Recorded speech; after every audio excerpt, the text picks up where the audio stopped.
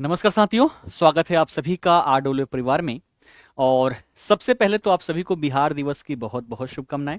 आज 22 मार्च है और हर 22 मार्च को हम बिहार दिवस या फिर बिहार स्थापना दिवस सेलिब्रेट करते हैं। वर्ष 2025 में हम 113वां बिहार स्थापना दिवस सेलिब्रेट कर रहे हैं। आज की इस छोटी सी सेशन के माध्यम से हम ये समझने का प्रयास करेंगे कि आखिर 22 मार्च को ही हम बिहार स्थापना दिवस क्यों मनाते हैं, इसका इतिहास क्या है। ठीक है, तो आइए देरी ना करते हुए एक एक चीजों को हम अच्छे से समझते हुए चलते हैं। सबसे पहले बात करें बिहार की, तो बिहार के बारे में तो आप सबको पता ही है। अगर हम प्राचीन भारत के इतिहास को पढ़ें तो उसका केंद्र अपना बिहार ही रहा है। 16 महाजनपदों में से 3 महाजनपद अंग, वज्जीसंग और मगध अपने बिहार में ही थे। और इन 16 महाजनपदों में अगर सबसे शक्तिशाली महाजनपद कोई उभर के सामने आता है तो वो अपना मगध ही था। ठीक है, बाद में जाकर कन्नौज केंद्र बनता है। तो देखे, इतिहास बिहार की गौरवशाली रही है। लेकिन हम यहाँ पर इतिहास बहुत पीछे से नहीं पढ़ेंगे, हम पढ़ेंगे आधुनिक काल से। और आप सभी को पता ही होगा कि जब ब्रिटिश शासन की स्थापना भारत में होती है तो धीरे धीरे करते करते ये भारत में अपनी 3 प्रेसिडेंसी बड़े स्तर पर स्थापित करते हैं।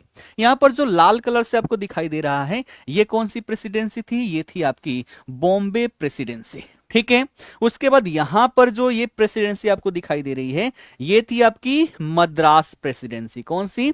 मद्रास प्रेसिडेंसी। और ये यहां जो आपको दिखाई दे रहा है, इसे कहा जाता था बंगाल प्रेसिडेंसी। तो भारत में अंग्रेजों ने बड़े स्तर पर 3 प्रेसिडेंसी स्थापित की। आगे चलकर आपके मध्य वाले क्षेत्र में भी प्रेसिडेंसी स्थापित होती है। ठीक, अब बात करें बिहार की, तो बिहार अपना कहां पर है? बिहार अपना यहां आप सभी को दिखाई दे रहा होगा। अर्थात कहें कि बिहार किसका हिस्सा हुआ करता था? बिहार पहले हिस्सा हुआ करता था बंगाल का। लेकिन आप सभी ने पढ़ा होगा कि यहां पर बंगाल को भी विभाजित कर दिया जाता है। कब? 1905 में। ठीक है, 1905 ईस्वी में। चूंकि अंग्रेजों ने सबसे पहले इसी क्षेत्र में अपनी शासन की स्थापना की थी, प्लासी और बक्सर के युद्ध के माध्यम से। ठीक है, अपनी नीतियां जो लागू की है सबसे पहले यहीं पर की है। ठीक, और शोषण भी शुरुआत हुई तो वो भी यहीं से शोषण की शुरुआत होती है। राष्ट्रीयता जो जागृत होती है, पहले भारतीय लोगों के मन में राष्ट्रीयता की भावना नहीं थी। जो जिस राजा के क्षेत्र में रहता था उस राजा के प्रति उनके मन में भावनाएं थी। भारत जैसे राष्ट्र की परिकल्पना यहां पर नहीं थी। लेकिन अगर देखें तो 1820, 30, 40, 50 के दशक में भारत में भी राष्ट्रीयता की भावना जागृत होती है। और सर्वप्रथम देखें तो ये बंगाल वाले क्षेत्र में उभर के सामने आता है। अंग्रेज इससे डरने लग जाते हैं, हिंदू मुस्लिम एकता को देखकर ये डर जाते हैं। और अंततः इस एकता को तोड़ने के लिए 1905 में ये बंगाल का विभाजन कर देते हैं। बंगाल का जब विभाजन हुआ, विभाजन से पहले ही बंगाल से अलग करके बिहार को एक अलग राज्य के रूप में स्थापित करने के लिए आंदोलन पहले भी चले थे। आवाज पहले भी उठाई गई थी। कारण क्या था? पहले ये सारा, ये जो जितना एरिया आपको दिखाई दे रहा है, ये सब बंगाल प्रेसिडेंसी के नाम से जाना जाता था। लेकिन कल्चर की बात करें तो यहां बंगाल वालों का कल्चर अलग, अपने बिहार का कल्चर अलग था, खान पान अलग था।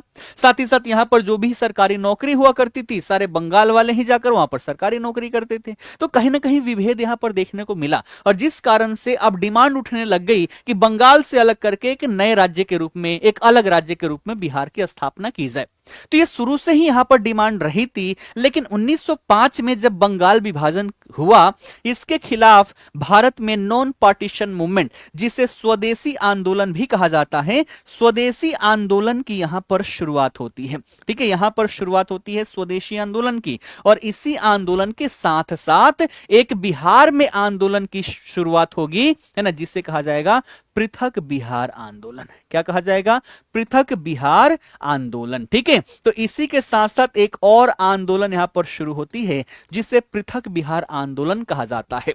अब ध्यान रखना, ये जो आंदोलन हुआ वो बंगाल से अलग करके बिहार एक नए राज्य के रूप में स्थापित करने के लिए हुआ था। इसका मतलब ये नहीं है कि ये कहीं भी सपोर्ट करता हो बंगाल विभाजन का। बंगाल विभाजन का बिहार वाले भी इसके विपक्ष में हमेशा बातें बोलते थे। कभी भी बिहार वासी भी बंगाल विभाजन का सपोर्ट इन्होंने नहीं किया, लेकिन इससे अलग करेंगे कि नए राज्य के रूप में स्थापित करने के लिए आंदोलन यहां पर शुरू हुआ।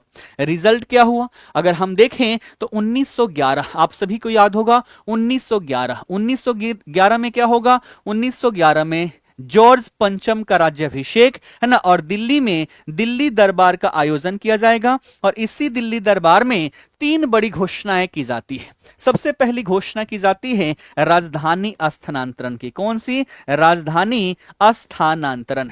ठीक है, राजधानी स्थानांतरण की यहां पर घोषणा होती है।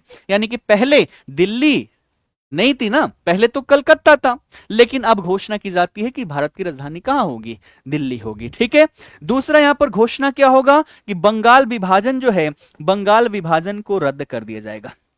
ठीक है, बंगाल विभाजन को यहां पर क्या कर दिया गया, रद्द कर दिया गया, यह घोषणा हुई। और तीसरी घोषणा यहां पर हुई क्या चीज, कि बंगाल से अलग करके बिहार राज्य की स्थापना, बिहार राज्य की स्थापना यहां पर की जाएगी। ठीक है, तो दिसंबर के महीने में एक घोषणा होती है 1911 में कि बंगाल प्रेसिडेंसी से अलग करके एक नए राज्य के रूप में बिहार की स्थापना की जाएगी, जिसमें वर्तमान का झारखंड और उड़ीसा भी शामिल होगा, है ना। तो शुरुआती दौर में जो बंगाल विभाजन हुआ था, बंगाल विभाजन जो 1905 में हुआ था, उसका पिक्चर आपको यहां पर दिख रहा होगा। एक यहां पर ईस्टर्न बंगाल एंड असम नाम दिया गया और दूसरा बंगाल के नाम से यहां पर देखने को मिला।